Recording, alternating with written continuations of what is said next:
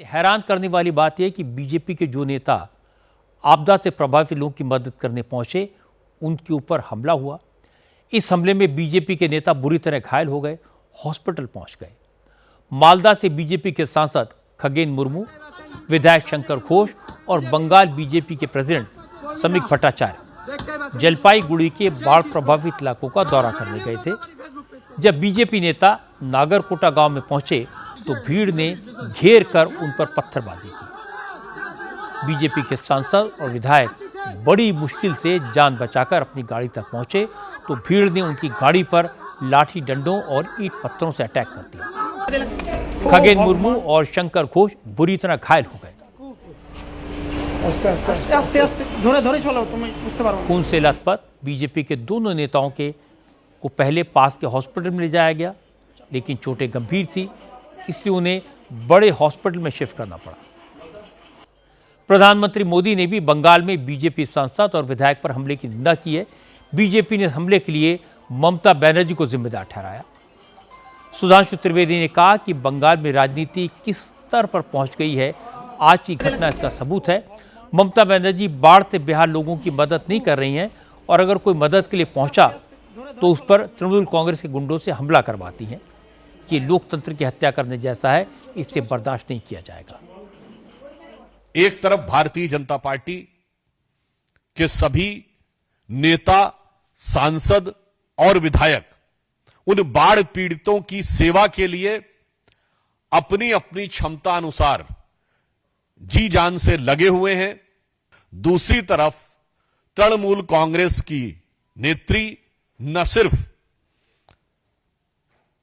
जिस प्रकार के वीडियो में नृत्य करती हुई दिख रही वो तो एक पक्ष है, परंतु सेवा कार्य में जुटे हुए हमारे नेताओं पर जिस ढंग का कातिलाना और हिंसक हमला हुआ है, हमारे प्रदेश अध्यक्ष और सांसद श्री समीक भट्टाचार्य, हमारे विधायक श्री शंकर घोष और ट्राइबल समुदाय से आने वाले हमारे दूसरी बार के सांसद श्री खगेन मुर्मू पर जिस प्रकार का कातिलाना हमला हुआ है, उनका जो रक्त रंजित चेहरा है, मतलब जिसे आप सामान्य भाषा में कहते हैं एकदम खून खच्चर हो जाना, वो अगर आपने देखा होगा तो निश्चित रूप से कोई पत्थर दिल आदमी होगा जिसका कि हृदय न पिघला हो। तो आज हम पश्चिम बंगाल की सरकार से पूछना चाहते हैं कि आपके शासनकाल में यदि सांसद और विधायक भी सुरक्षित नहीं है, उनके ऊपर इस प्रकार का कातिलाना हमला होता है और उसके ऊपर पश्चिम बंगाल की सरकार और इंडी गठबंधन के समस्त नेताओं की चुप्पी लोकतंत्र के लिए बहरा करने वाली चुप्पी है। हालांकि तृणमूल कांग्रेस ने कहा बीजेपी के नेताओं से जनता में गुस्सा है, इसलिए उन पर हमला हुआ। इससे तृणमूल कांग्रेस का कोई लेना देना नहीं है। कुणाल घोष ने कहा तृणमूल कांग्रेस हिंसा का विरोध करती है, लेकिन अगर जनता कानून हाथ में ले ले तो कोई क्या कर सकता है। इस तरह की हरकत करने वालों के खिलाफ पुलिस एक्शन लेगी।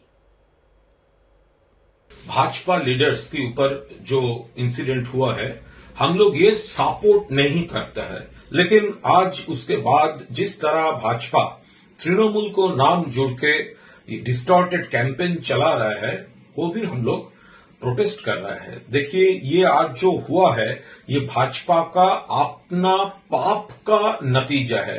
वो लोग सारे बरस, पूरा दिन, पूरा महीना, पूरा ईयर, वो लोग ये गांव वालों के साथ, ये इलाका की आदमी के साथ वो लोग नहीं रहता। किसी प्रॉब्लम में, किसी काम पे भाजपा नहीं रहता। वो लोग सिर्फ तस्वीर खिंचाने के लिए गए हैं। वो लोग बोल रहा है, उसका एक लीडर बोल रहा है कितना वो खराब हुआ है, हम देखने के लिए गए थे। वो क्या टूरिज्म है? फ्लैट टूरिज्म है। इस तरह के मामले में राजनीति नहीं होनी चाहिए थी। हमला किसी भी लीडर पर हो, वो किसी भी पार्टी का हो, सबको उसकी निंदा करनी चाहिए। चुने हुए एमपी, एमएलए का खून बहे, इस पर सबको गुस्सा आना ही चाहिए। लोकतंत्र में हिंसा की कोई जगह नहीं है। दुर्भाग्य की बात है कि टीएमसी के नेता कुणाल घोष बीजेपी के सांसद और विधायक पर हुए हमले को जस्टिफाई करते नजर आए। इसे कहते हैं चोर की दाढ़ी में तिनका।